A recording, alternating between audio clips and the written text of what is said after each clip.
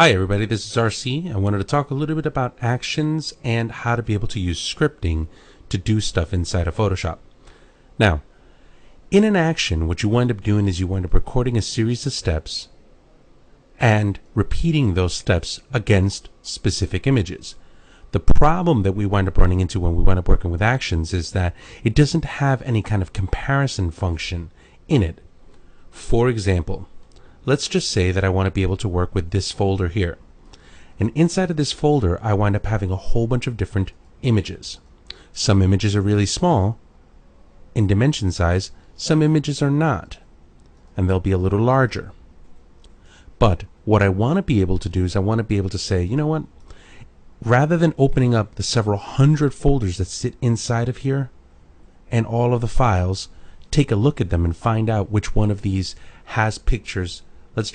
We'll put something out there now. What I want to do is I want to be able to say, these pictures, anything that's in here that's greater than 500 pixels, I want to reduce down to 500 pixels.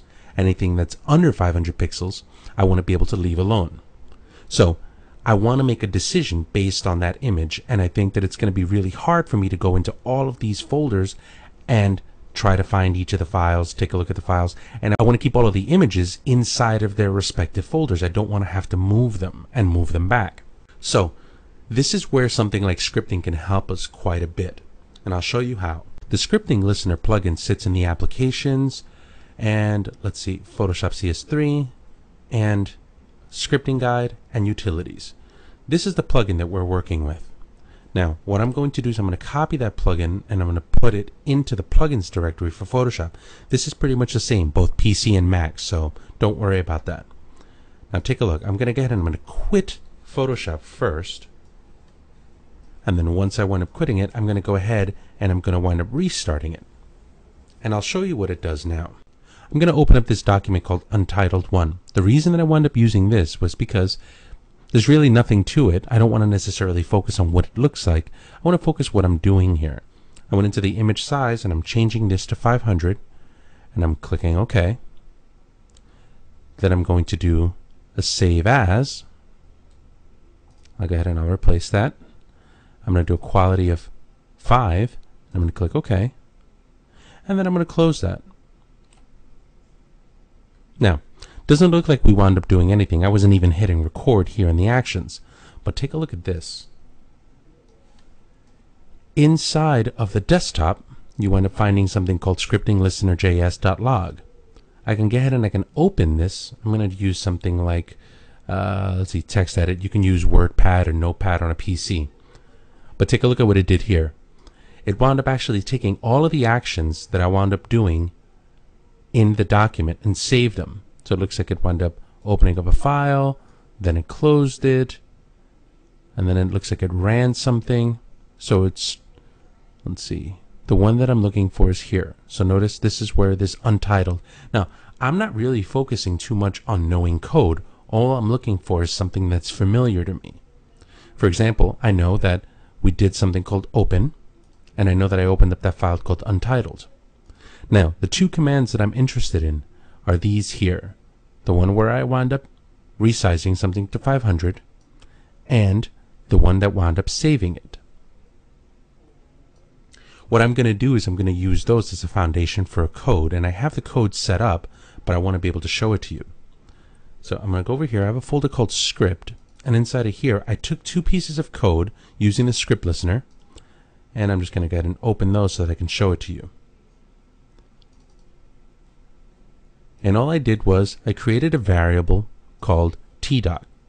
And tdoc is just the active document.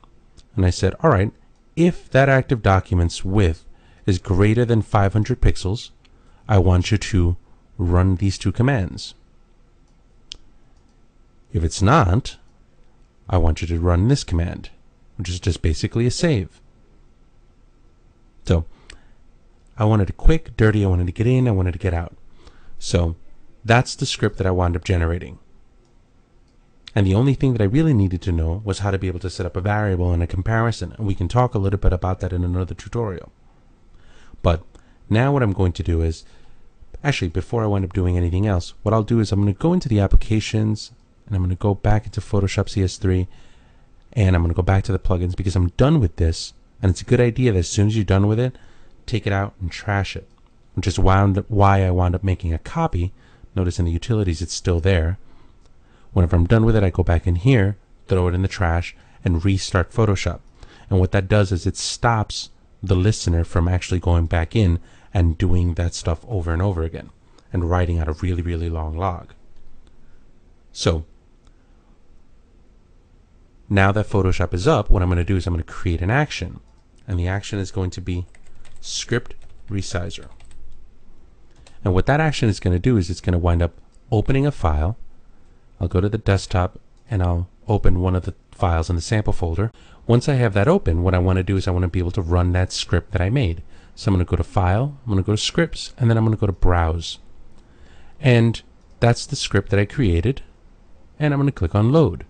What that'll do is that'll start running the script, and it'll say, all right, make a comparison. Is this bigger than 500? No. So it just does a regular save. From there, I'll just go ahead and I'll do a close. And then I'll stop this action. So if it runs into a file that's going to be greater than 500, it'll resize it. If it runs into a file that's less than 500, it'll just go ahead and close it, or just do a regular save and close.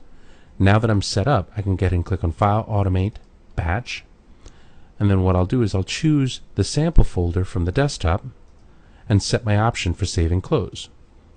Once I click OK, it opens up each of the files and runs those scripts against it. So it's a quick way to be able to kind of get in and out and around having to use just regular actions and having to put a lot of manual labor by just using basic scripts. So I encourage you guys to take a look at these scripts and see how they can wind up helping you in your automation scenarios.